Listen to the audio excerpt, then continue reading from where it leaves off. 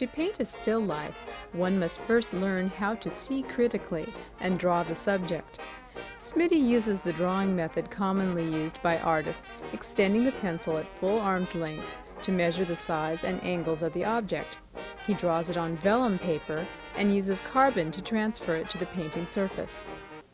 We're going to do a still life today, and one of my favorite of all times is this teapot with a sugar bowl. I don't happen to have the sugar bowl. I borrowed it from one of my students years ago, and I kept it for 5 years. I finally returned it, but then later I found the teapot. And what we're going to do is, this is the board we're going to paint the teapot on. And I've taught this so many times that I had a stamp made, so I just stamped this on. It takes quite a while to draw it because you have to draw it perfectly. And we're going to paint our dark on first. Remember, I like to go from dark to light. Some of our darker areas, we're going to switch this around a little bit, is that the inside of this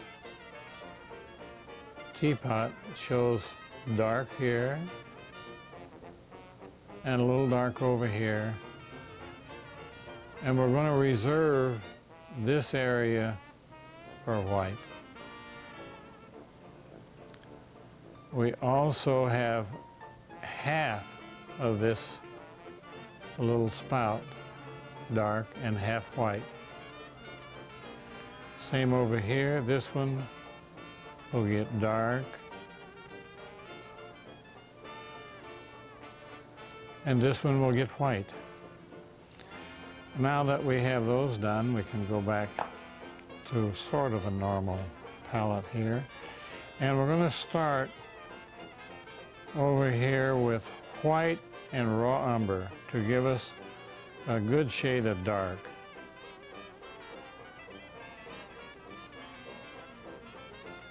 And while scrubbing is kind of hard on a brush, I still scrub this kind of a picture.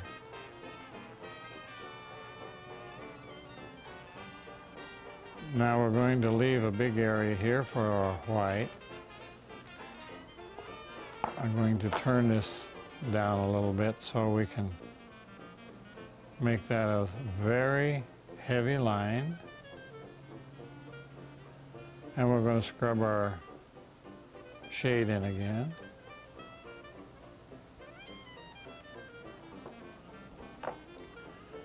And very lightly, since this is the light part of the picture, we're just going to put a light coat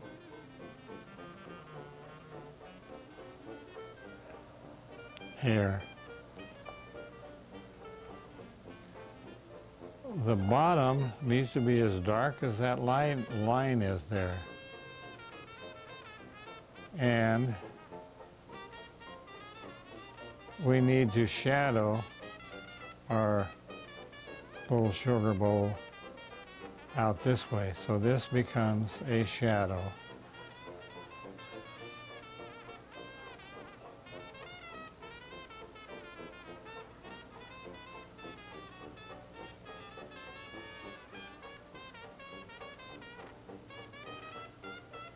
And that's good enough for the moment for our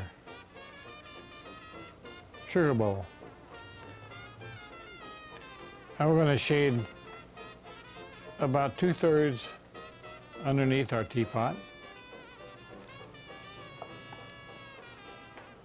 And we're going to move over to our teapot here. This was.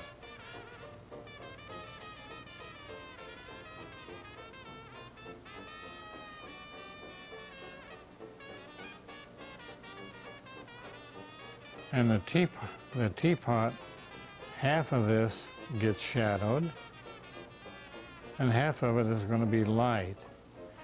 Now when I do these, I have a little stage that I set up, put a light on it.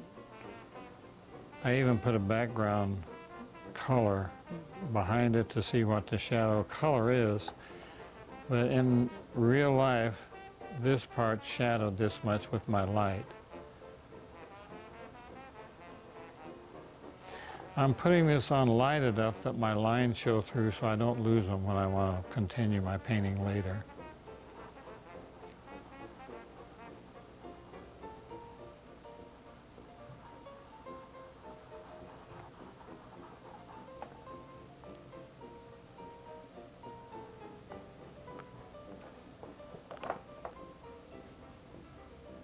We can shadow this little part slightly. It helps turn the lid around and makes it go down.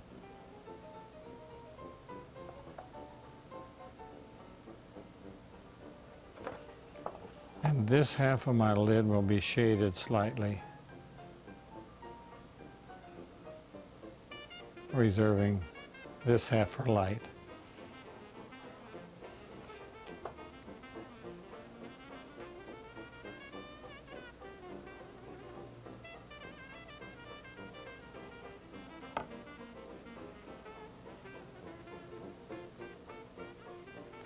It's going to be very dark again at the bottom. This will be kind of a light shade. And we're going back on the bottom and make our shadow line where it sits on the table very dark.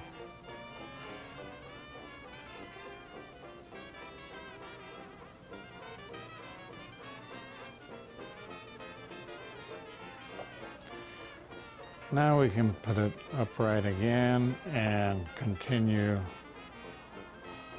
with our shade.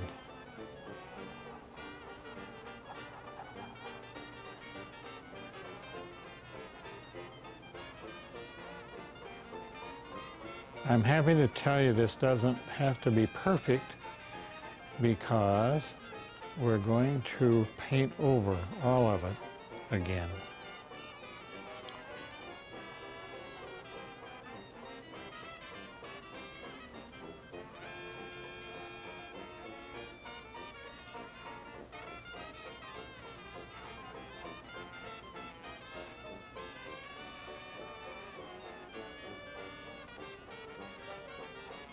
This is going to be gold, so we're going to leave that open. And this is going to be light with pretty much white.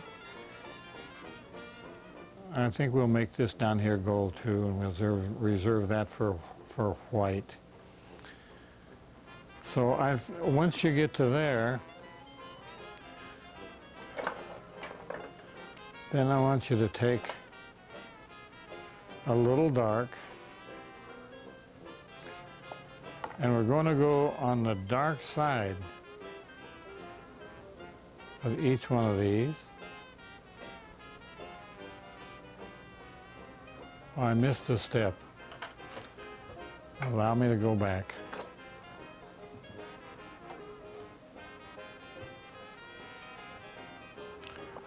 We want to take some white paint,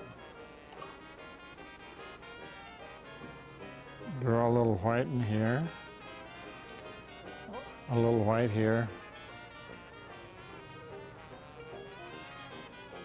a little white here, a little white here.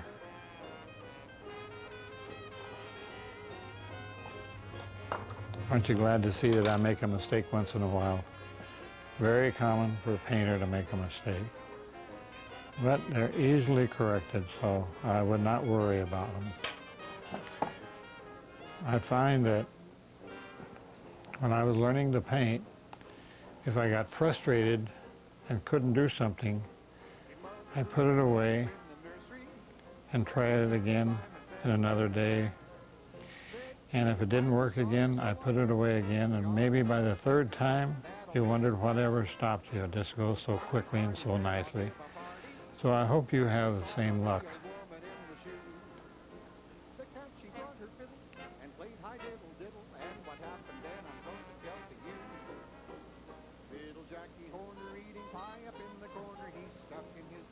Now we're going to hop over to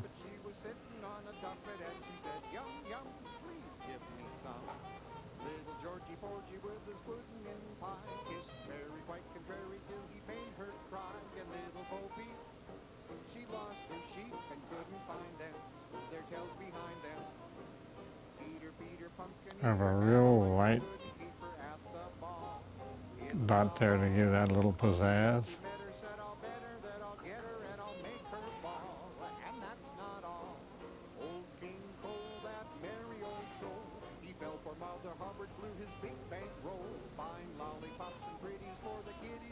I'm actually trying to cover my line up here.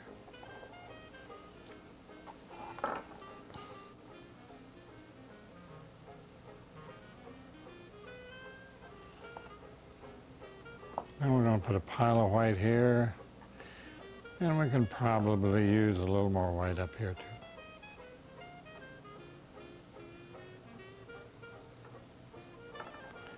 And we're going to scrub that around a little bit.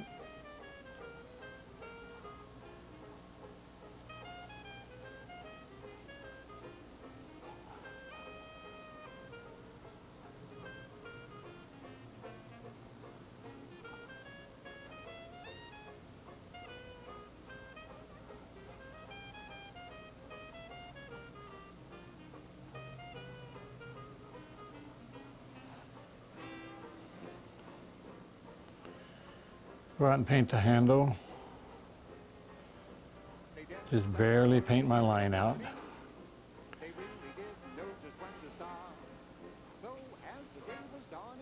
This tip can have an extra amount of paint on it. Probably overdid that.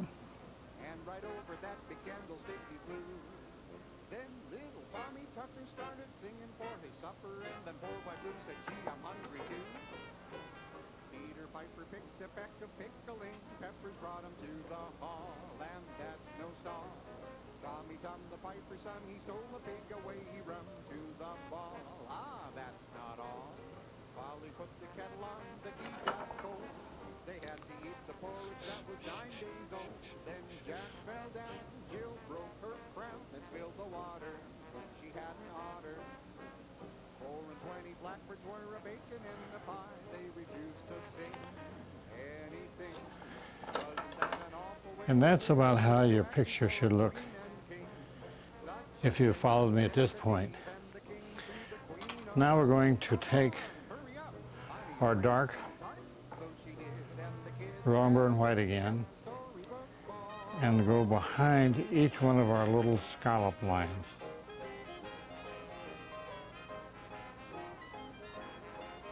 Without adding any paint.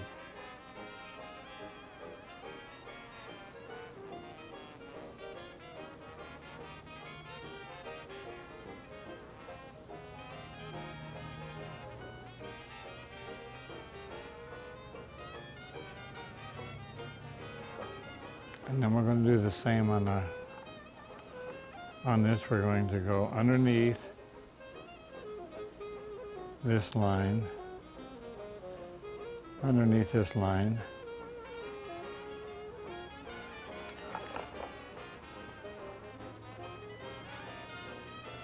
behind each of these,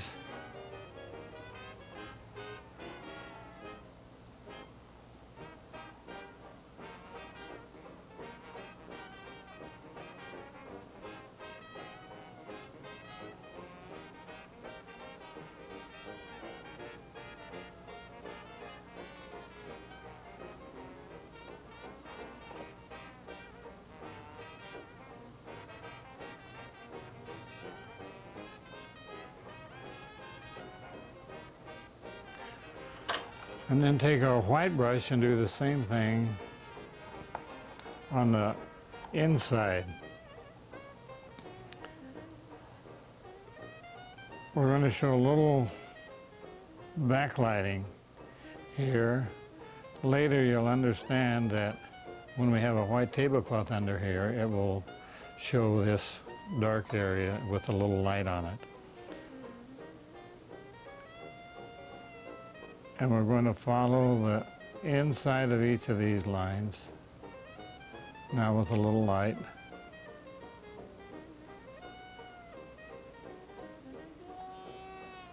Now here you can keep going back to get a little light because your light will become dark. Let's go in here and go back to here.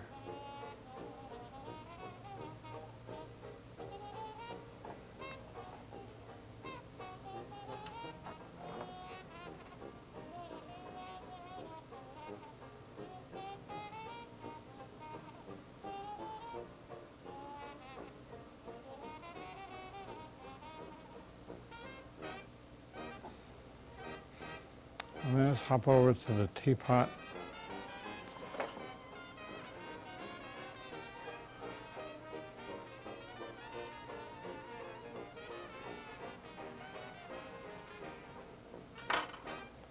See if I can get a little dark edge.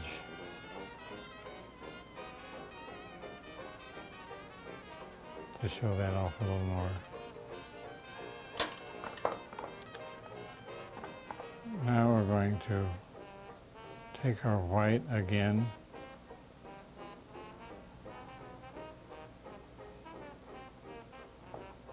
Finger painting is still the best.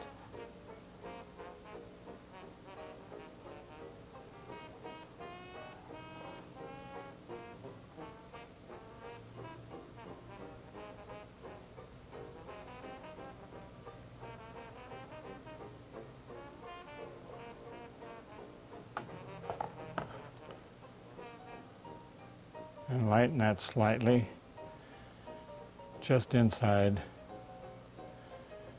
your dark line.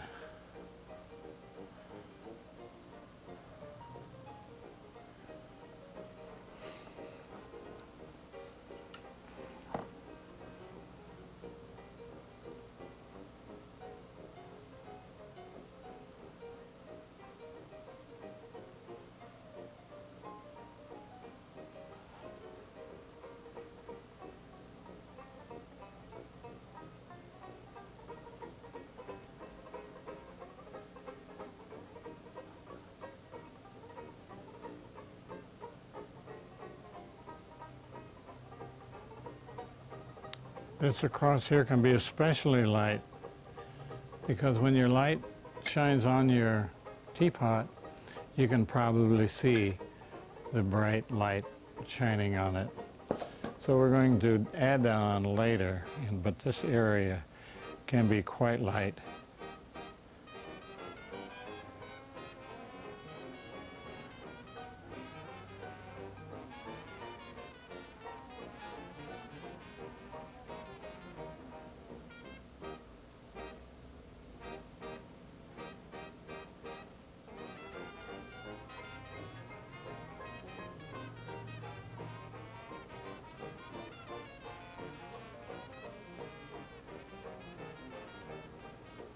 And that's probably what your teapot should look like about at this point. We'll keep adding a little extra white down here and a little extra white down here. A little extra there. Now it's time to go in and put this little white spot in here.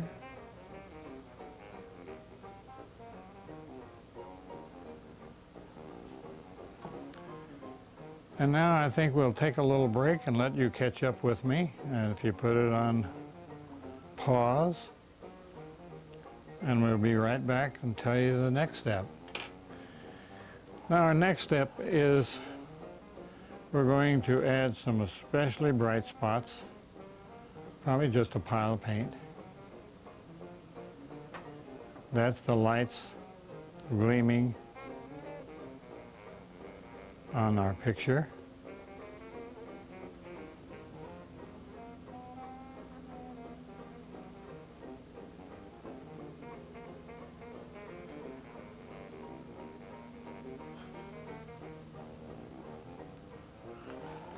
Then we're going to find our roses.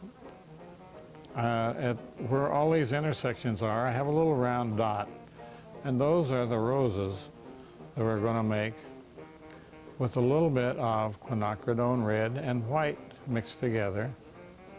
Gorgeous color. And we have two of them up here. We'll stick a dot so we know where they all go. Three here. We have four of them across the central part of your teapot. Here, here, here, and over here. Up here we have one here, one here, one here. And then we have 3 of them across the base. Now the whole idea is to make your roses all look alike, except some of them turn around to the side, so they're going to be elongated. They won't be as fat, excuse the expression, as they are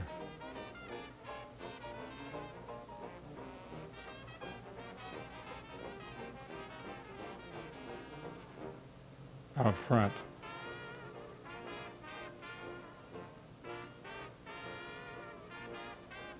Basically, we're just making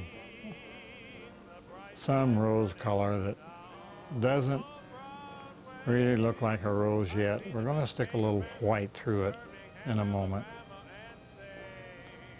And then we're going to put a little greenery around it.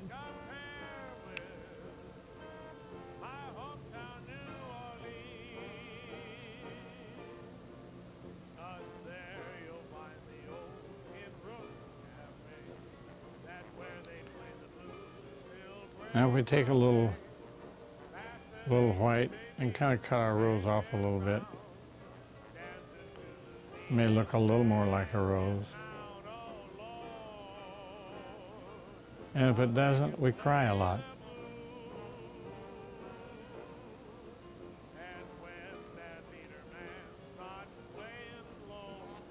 I think the idea is that no matter what you do with this, it looks nice. So I just wouldn't get too caught up in making perfection, because once you get 2 feet away from it, everything comes into shape.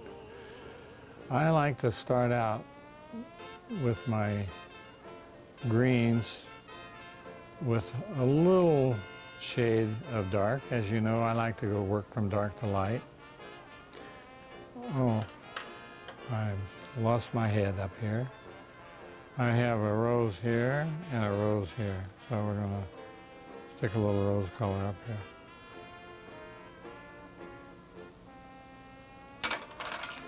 Then we're going to take a small brush and put in a little green here. I'm doing it in sort of a Y shape. We can have also some up top. A Y shape kind of gives it a little stem effect, and a little greenery up top. We're going to use 3 kinds of green. I'm using a dark green. Mine is green earth. You might not have green earth, but it doesn't matter. Any dark green is fine. And lighten it up just slightly.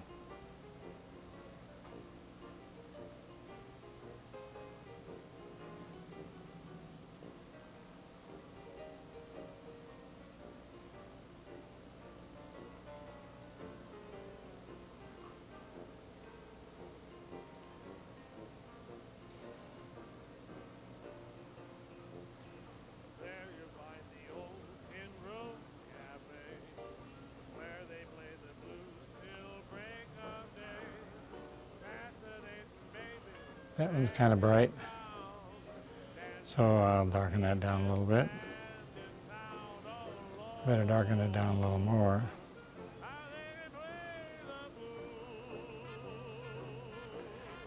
And we'll stick a little greenery over here around this also.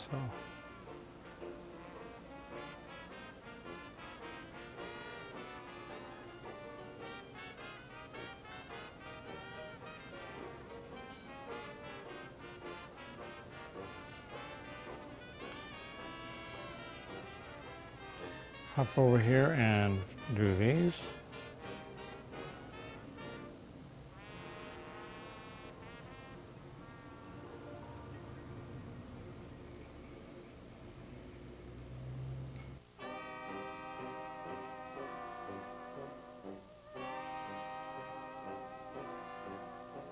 Now let's make an assumption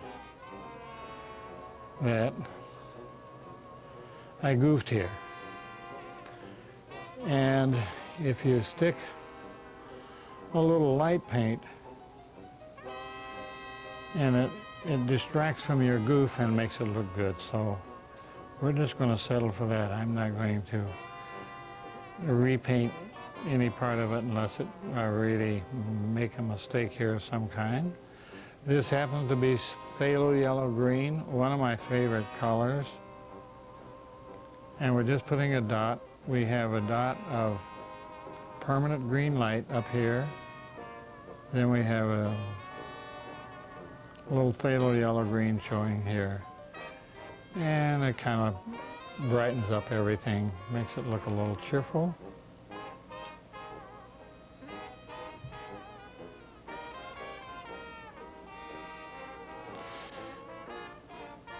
And that pretty much puts our roses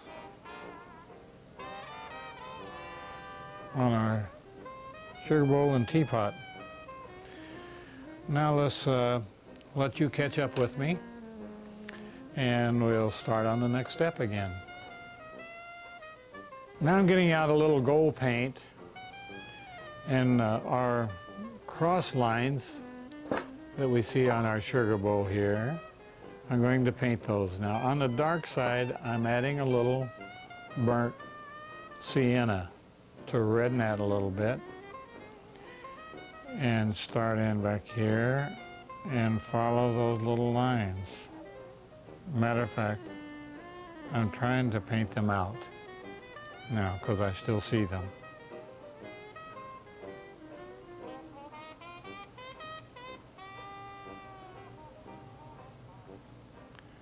And that pretty well covers our shady areas.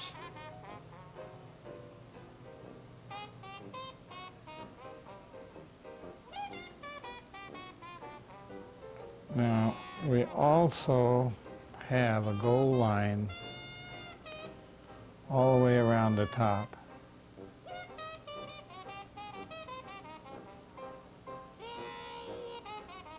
I hope you have a fairly steady hand for this.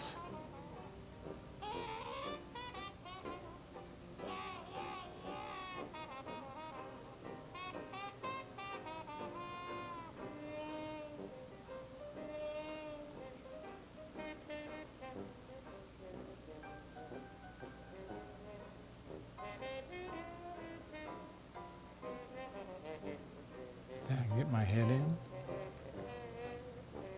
Okay.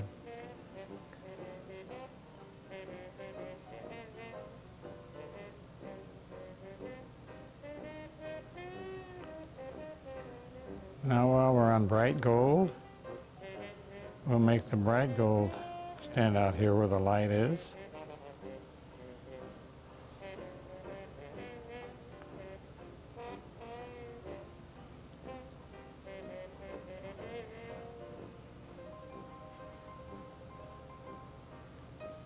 And that puts the gold around our sugar bowl. Now we'll hop over to the teapot. We have a little circle of gold around the tip.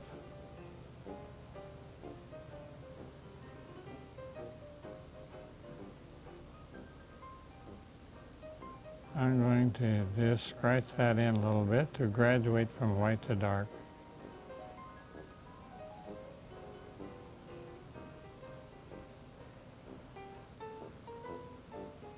Then we're going to draw a gold line down to here in light.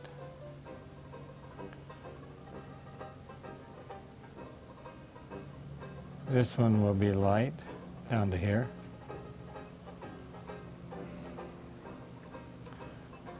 And this one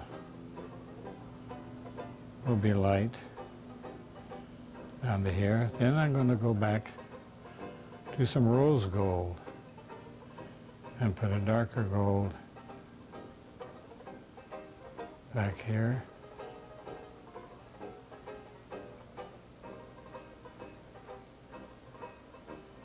On down to there, and down to here, and down to here, and on around here.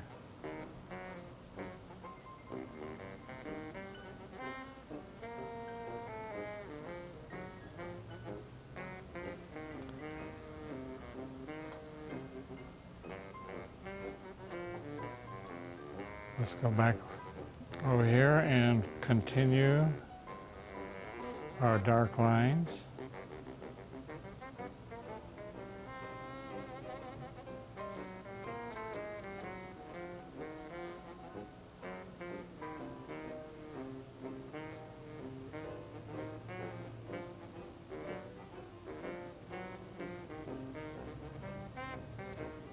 What we should have is a kind of a sweeping motion on these lines.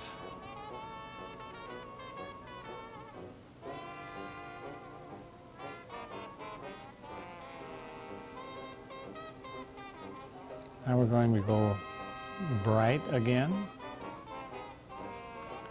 and catch up here and here and here, and I missed that one before. I'll go back and get a little dark gold and stick that in here so it shows up a little better. Now we're going to also make this part gold.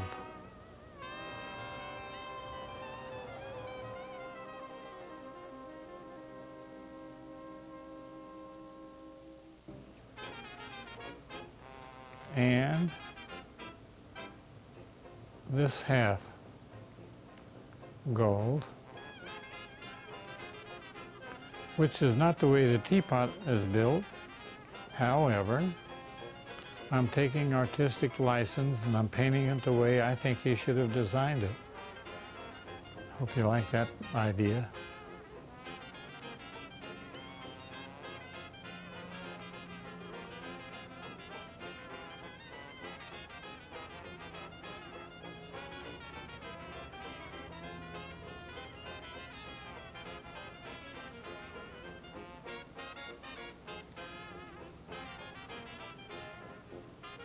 Now this part gets light gold,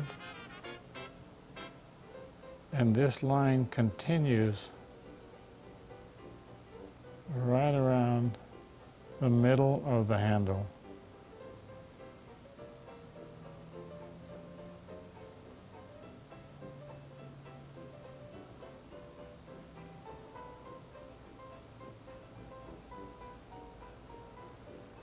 Also, we need to go around the top lid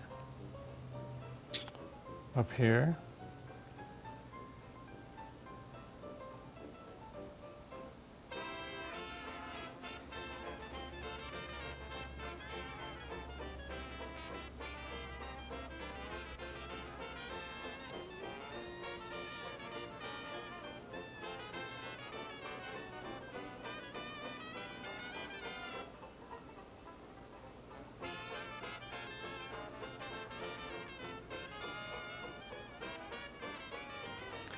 And while the teapot doesn't show any gold on the top, I like to cover my black lines up here with gold.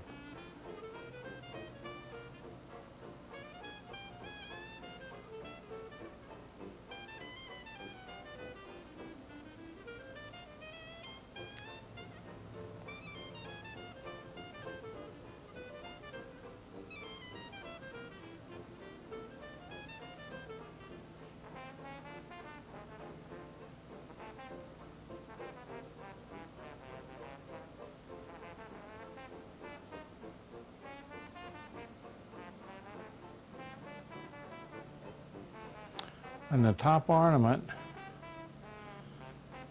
I changed a little bit and give my design. We're going to go up with a little dark gold.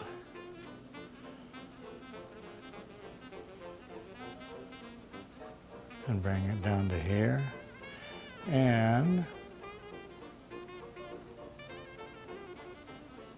we're going to put a little light gold shining up here.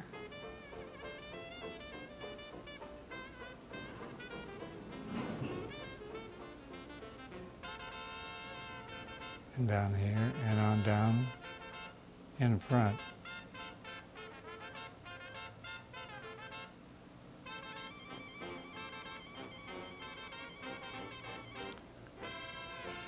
Now there are some spots that I'm going to call pizzazz spots that require redefining a little bit.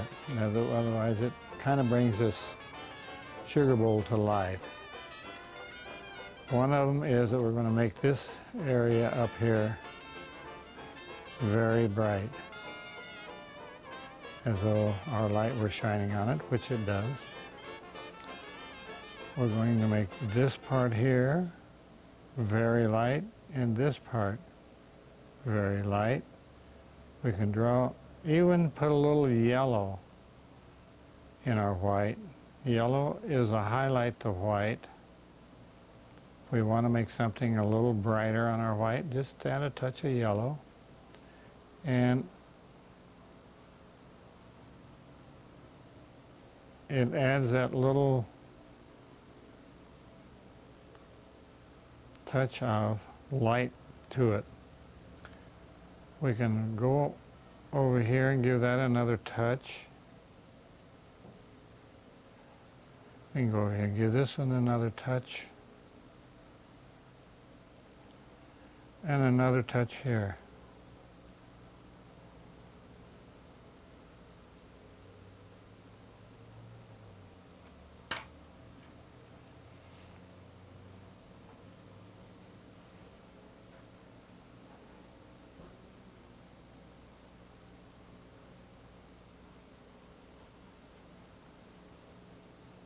I like this down here, that's nice and bright now. And this is nice and bright now. Now why don't we take another break and let you put it on pause and you can catch up with me. We're going to continue to put a little light now, a little extra light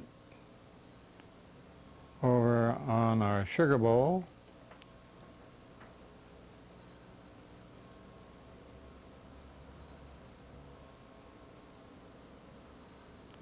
As though the light were shining on those spots. We have two other places where the light will really shine. One of them, maybe three. One of them is the front end of that should shine a little bit. And the light should strike that a little bit. And it will strike this a little bit here. And a little bit back here.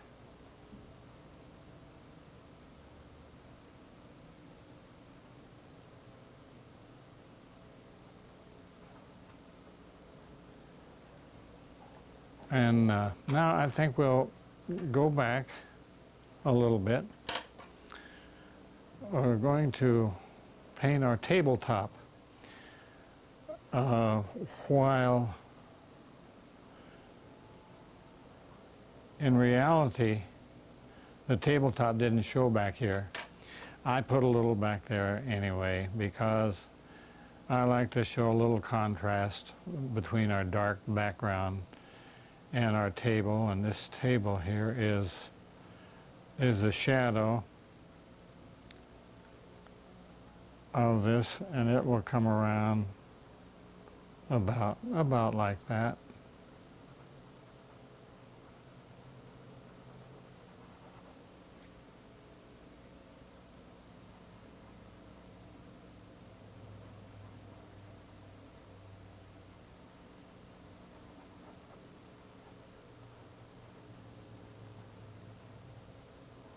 I give this another little coat. Okay, now we're ready for our white tablecloth. And a tablecloth turns right at this line across here. Now, if you want to cheat for it, like I usually do, I would take my cheater, and this way I get a perfect line across here where my tablecloth turns and drops down in front of the table.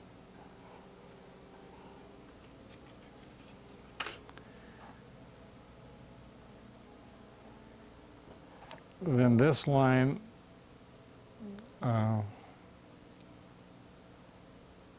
goes on off the table,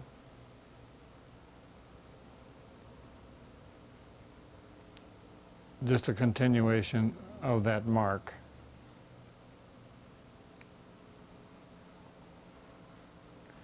And I like to see the brush marks on your tablecloth go lengthwise. It helps make it look like it's a real tablecloth and laying on a table. I also like to make this area right here the lightest part of our tablecloth, so I'll stick a touch of yellow in it to help accomplish that. What this does is it makes your eye, or allows your eye, to focus on this part of the picture. And we like to not have a busy picture, so we're going to make a real focal point out of this point right here. Now you don't see the tablecloth back here, but you do see it on this side, so it continues on around and off back here.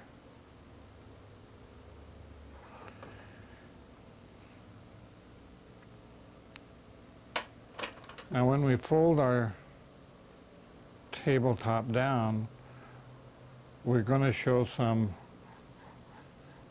folds in the tablecloth.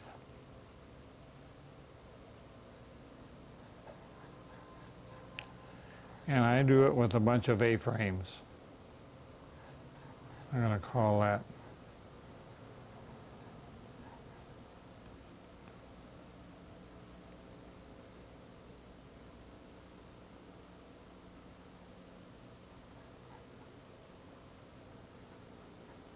While we're at this also, if we just pinch this edge a little bit, it helps make it turn a corner.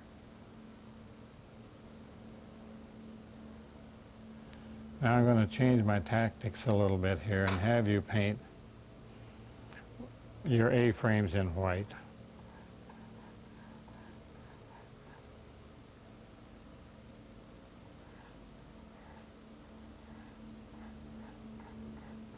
I think this is the easier way.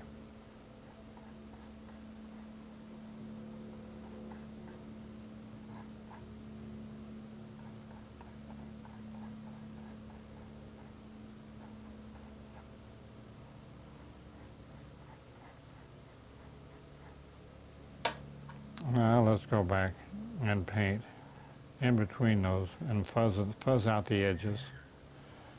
And we can show this as being a little dark across here. I might have painted some of my edge out.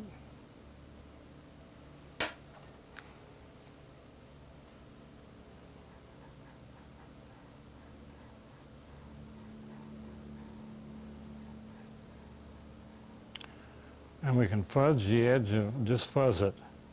Let the paint gradate so it's not too dramatic.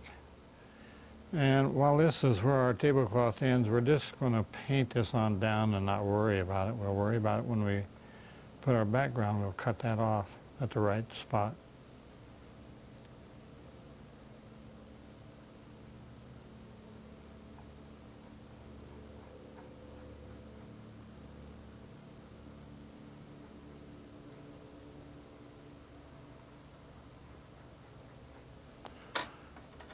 Now another little trick that we can pull is we're going to make that a little more. We can go in here and give that a little mini fold. And we can do another one over here.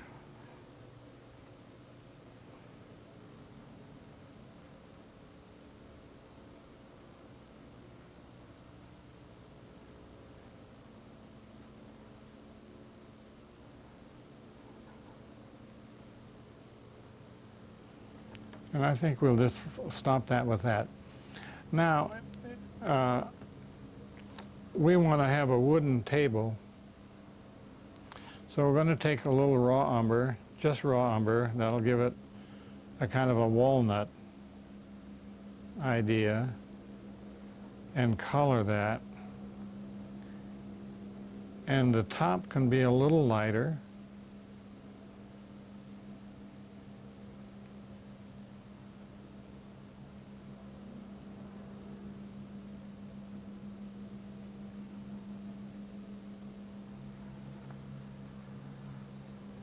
And the front, since it's shaded, will want to be darker.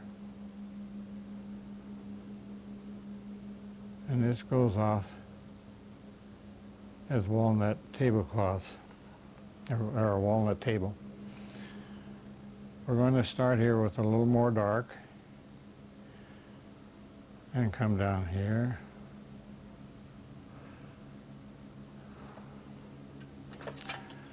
And we want this to be perfect again, so why not cheat?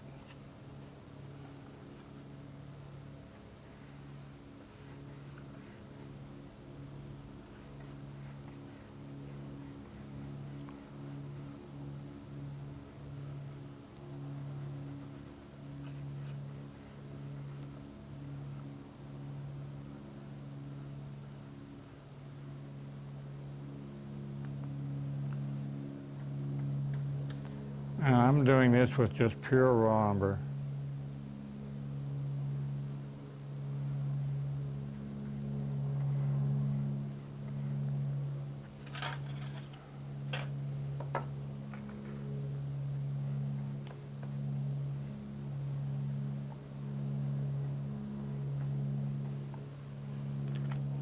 Now when we get there, we're going to scratch in some wood grain. So I'm going to go back, and that will hardly show. This will show a little more because it's a little closer to us. This one will show because it's very dark.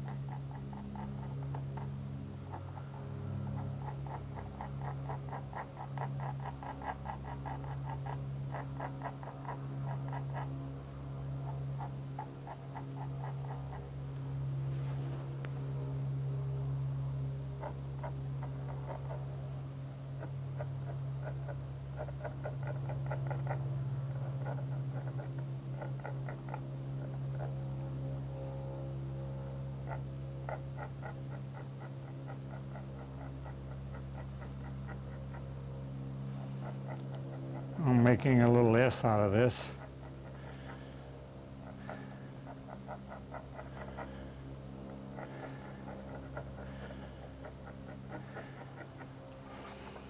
And that's our wood grain. Now, I've mixed up some burnt umber and some dioxine violet, any kind of violet. You may not find dioxine.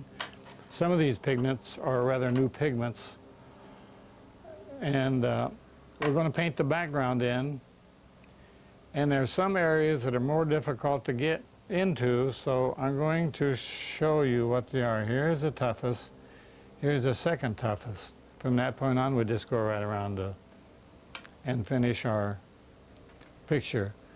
So I'm going to take a little brush and go in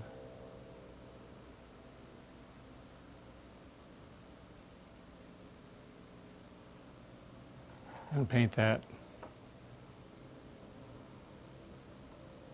This calls for a little control.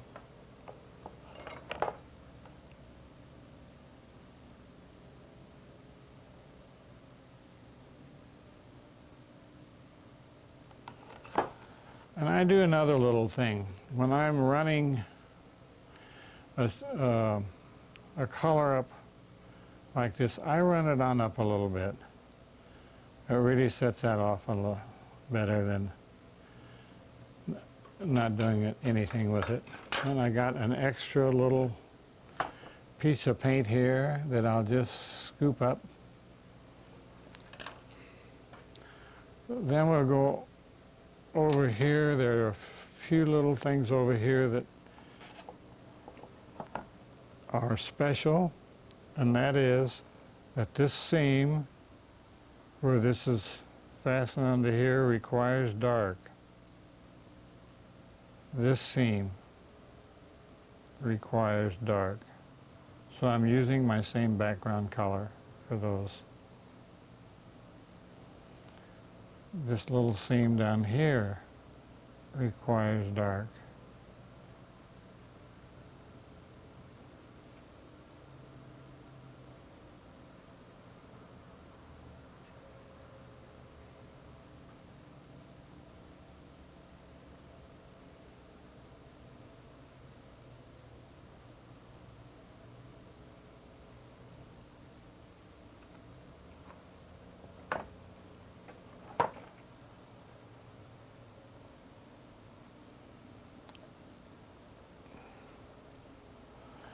And once you get the tough parts painted, you can just use a big brush and go over the balance of your picture rather quickly.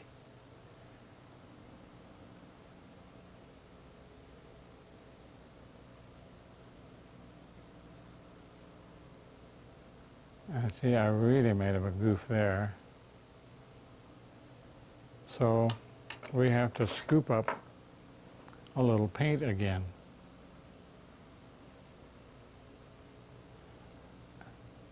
I just claim that the devil helps me with these little things like that.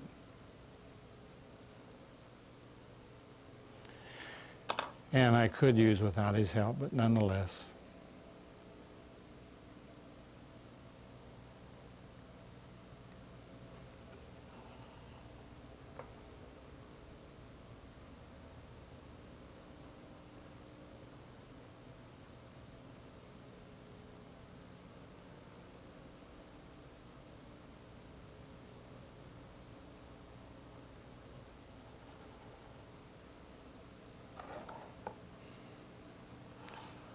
The nice thing about still lifes is if you can paint them and do them well, everybody will think you're a good painter. You finally arrived.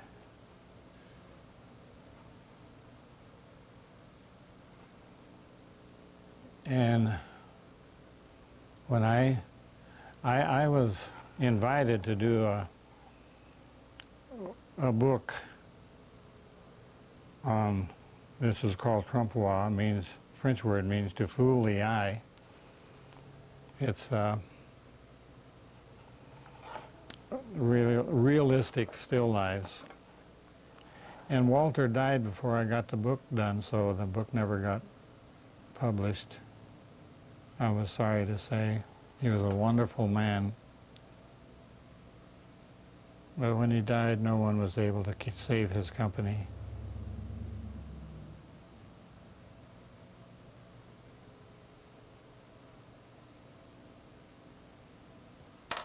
Now, I missed one of my pizzazz spots that I see. I really want an extra amount of white to pick up. Right here as this turns the corner into there. And we can also show a little extra bright light on the tip of that.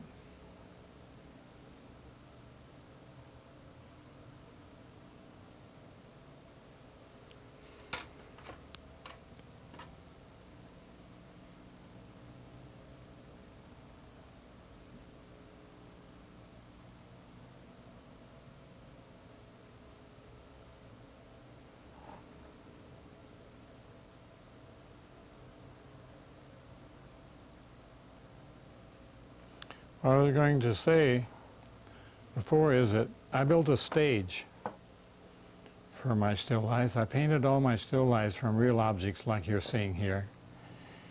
And if you paint it from real, you really do a much better job because you see it so well. And I put a light on it. And I used to go to the art store and buy the colored boards to slide down. If I wanted a blue background, I'd get a light blue board and slide that down, and so I could see what color my shades were. I could see everything. I could see how my shades, the shadows were formed, and if you get into doing that, it's just a good idea. You look around all the flea markets you can find and pick up all the goodies to paint. And Walter, on his book, wanted me to paint 40 pages. It was a lot of work. It took me about 2 or 3 years to do that, and by the time I did it, unfortunately, he was gone. Now, here again, I can take a little shadow.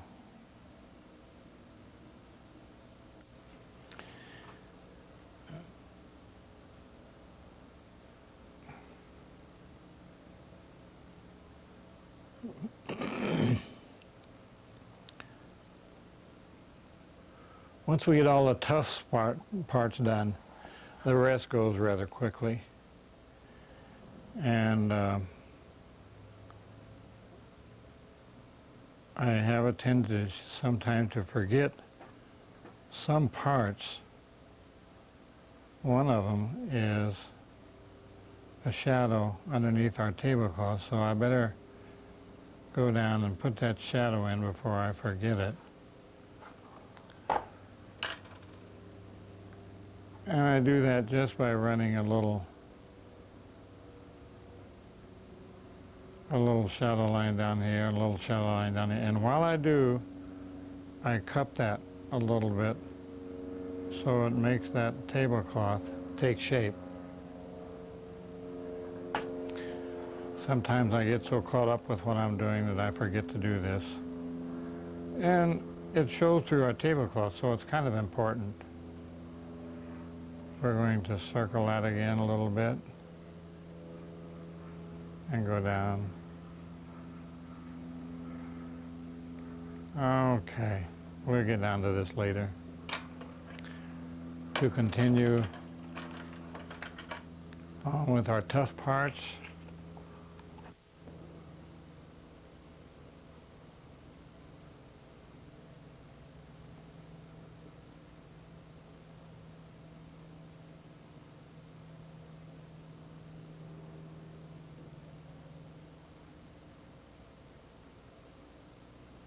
and I add the purple to the burn umber to make it darker. I like the high contrast here between the background color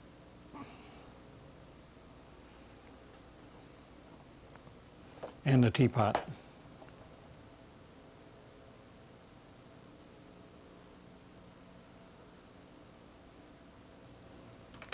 Could start using a bigger brush here, I guess, and cover more area.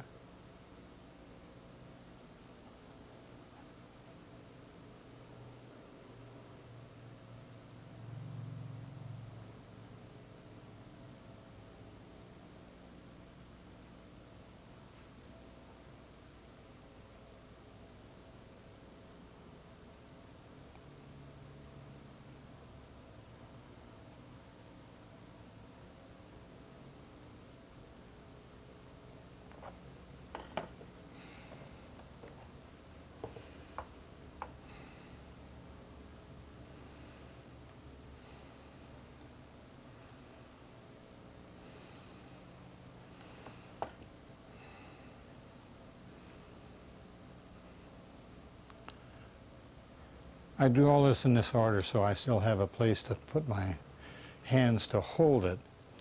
Otherwise, once in a while, you find yourself having to paint somewhere inside the picture all by freehand, and it's not much fun. It's better if you can hang on to your picture. I used to teach down in Arizona where they had some little metal things that clamped all 4 corners of that, and you could just hold it from the underneath. It was a great tool, and I never got any of them, and I should have. Now they're out of business, so I don't know where they got them. I think maybe somebody might have made them for them locally.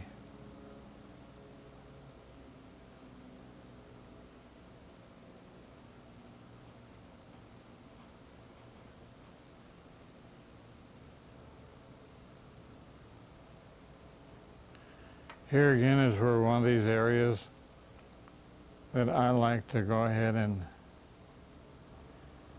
extend the color a little bit, like that. It helps to separate the two objects.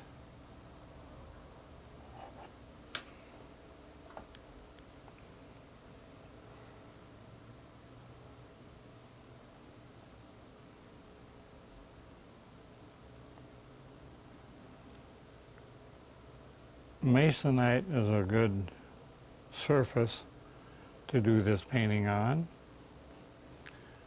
And plasterboard is not bad, excepting that it can dent easily and damage easily.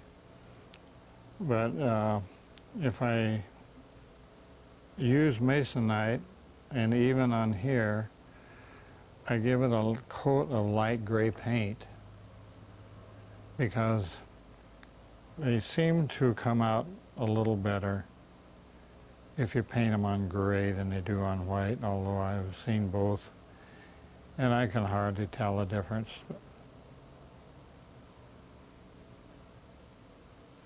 But the geniuses who write all the books and everything tell you should paint on a little gray.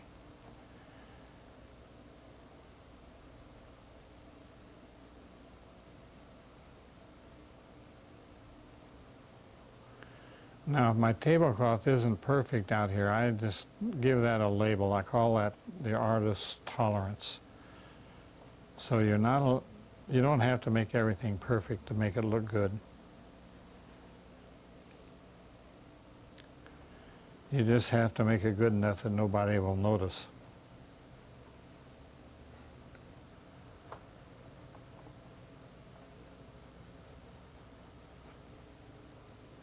Now we're cooking with gas.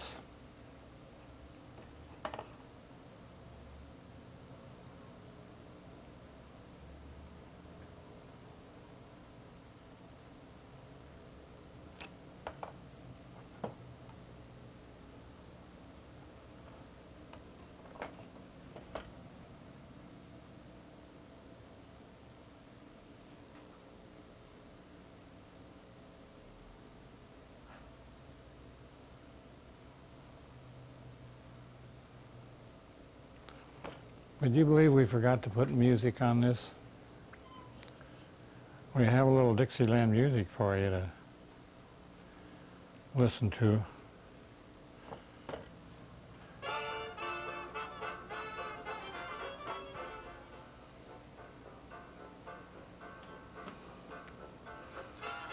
How you like that? My wife and I are Dixieland jazz fans. And this is the Uptown Lowdown Band from Seattle, Washington, one of our favorites. And he was delighted when I told him I'd like to put his music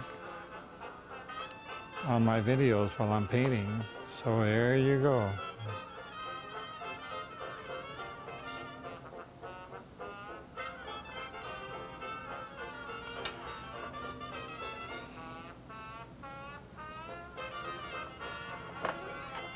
I guess I could use my cheater again.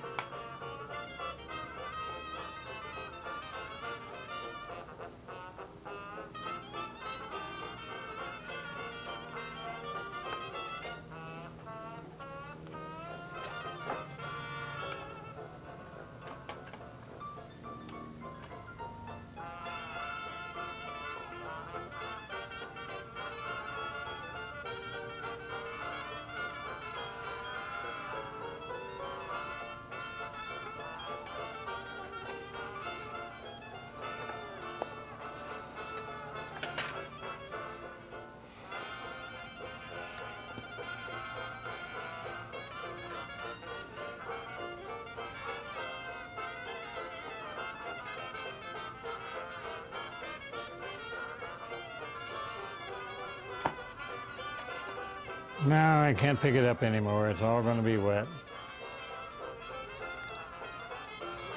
I really could if I wanted to, but I'm not planning on picking it up anymore after this.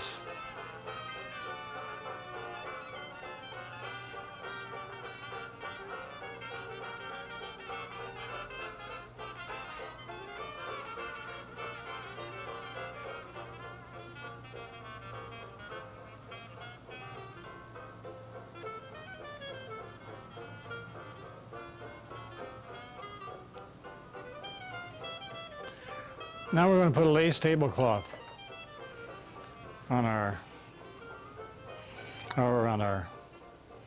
tablecloth. We're going to put a little lace.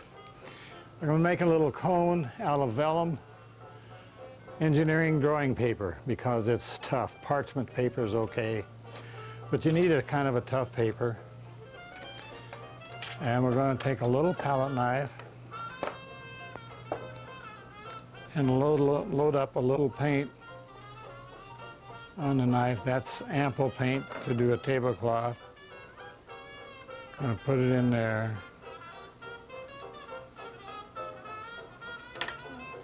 Fold it down so it doesn't come out all over your fingers. And if you watch closely, there comes our thread. We're going to start our tablecloth by putting a little tacking right at the edge.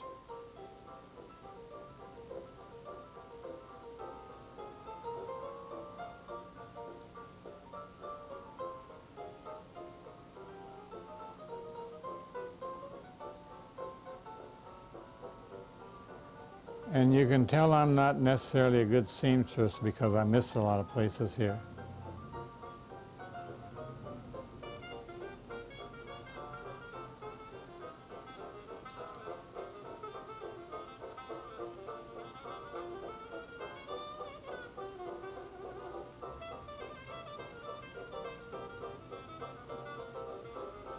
Well, wrong place. Out here it goes.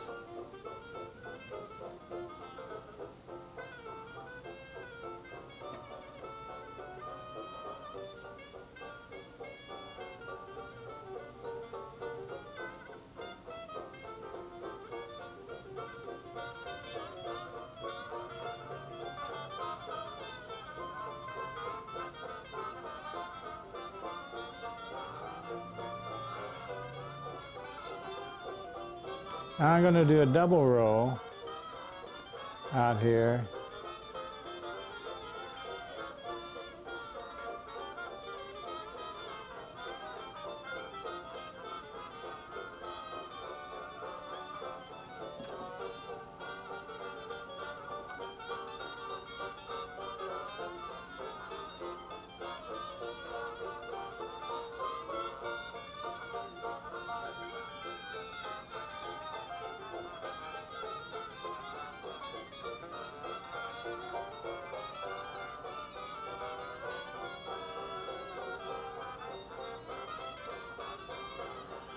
Then I'm going to tie that together just with little lines, around 1/8 inch apart, all the way around. Now I want you to notice that when I'm tying this together, my line is the same line as this side of the tablecloth, the other opposite corner. That's important when we turn to the tabletop, that you know what you're doing. Otherwise, you'll have your tablecloth standing up on edge.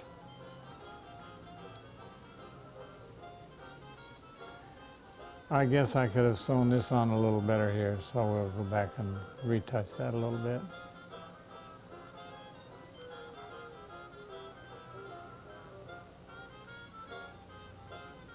Now, you remember the opposite corner again? Whoa.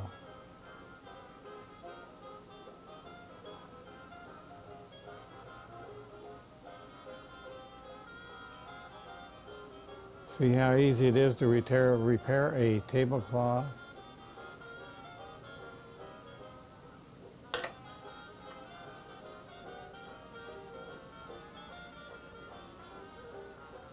Now, see this direction? That's the direction your lines go here. And that will lay your tablecloth flat. My little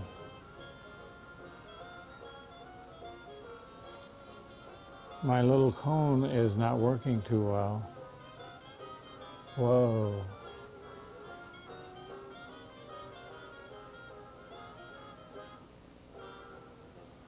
Okay. See this line here? That's the direction that these go. And you'll hardly see those, so it's not too important up there. But you don't want it standing up on the table. Here we're going to put these in again.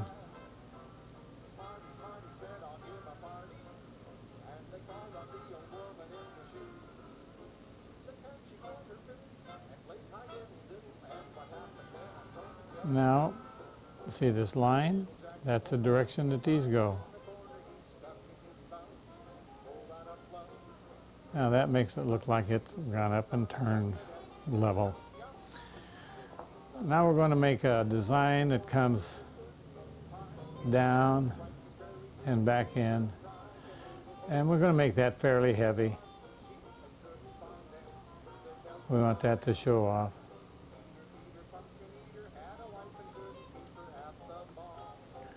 I think that one will be under the frame, so we're just going to take that one off. And this goes straight out and straight up until you get up to here.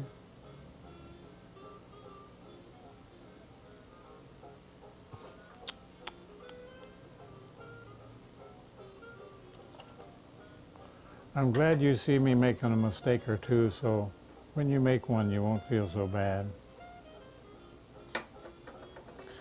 And when you get out here, it goes straight out and it curves in like that. And this goes straight out and curves in again. This back here you won't really see, so we're just going to make a mishmash out of it, so you interpret it as a tablecloth. I'm going to come down here and do this one again.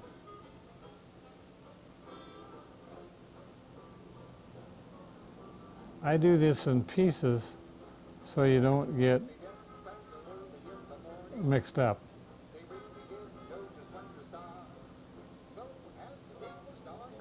Here again, we're going to come straight out here and out to here. Straight out to here, ends on a slant.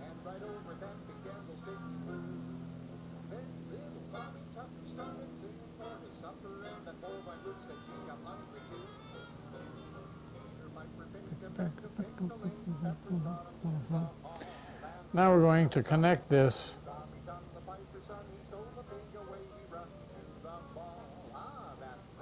with two lines. Just going perpendicular into here, and into here, and into here.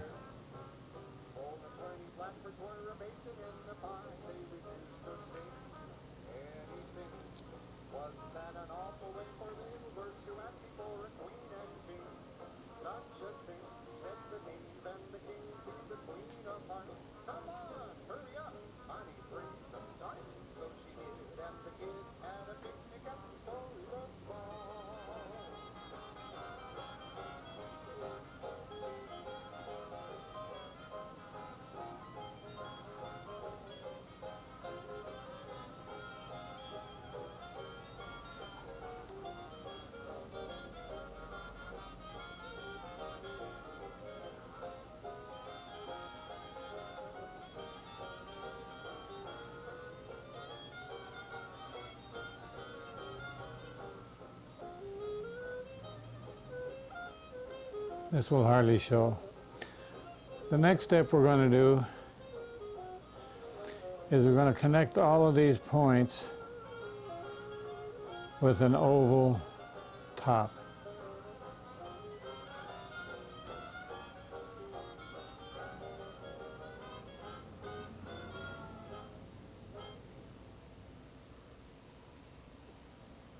And out here they go quite a ways around.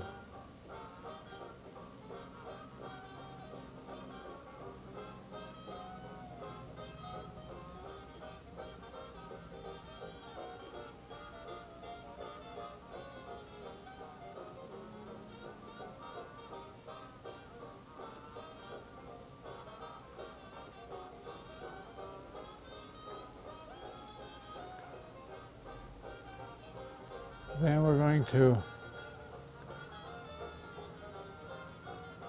flute out from the center.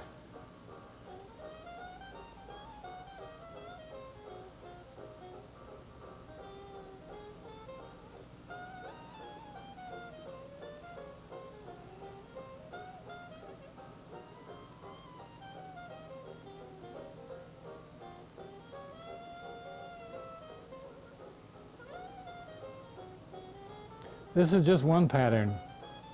You can go out and buy these little lace tablecloth edges and follow that to make your own pattern. You don't have to do what I'm doing here. This is just one way.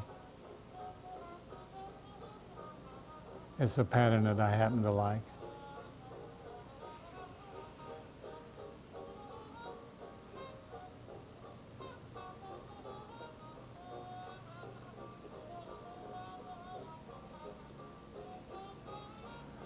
Then we're going to put a little tassel out on the end of each of these.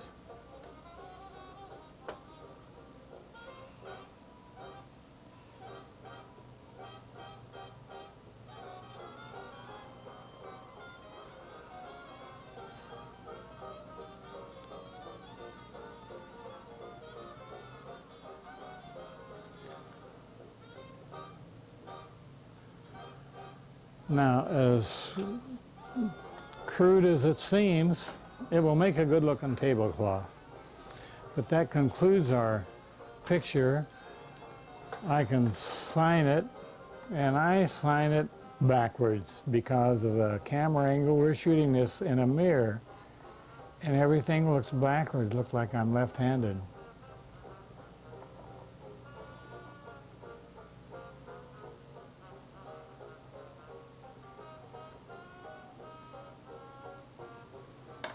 And if you would like to see what it looks like in a mirror,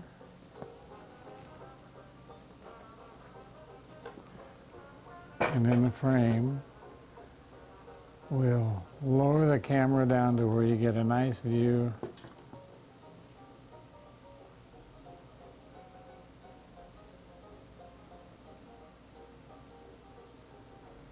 And we hope you enjoyed painting this have as much fun as I did trying to show you how to do this. It just happens to be one of my favorite paintings, and I'm pleased to share it with you. Good luck. If you enjoyed this painting with Smitty, why not try your hand at another? Order the videos and learn to paint every one of these scenes. Collect the whole set, and you'll be painting for fun with Smitty.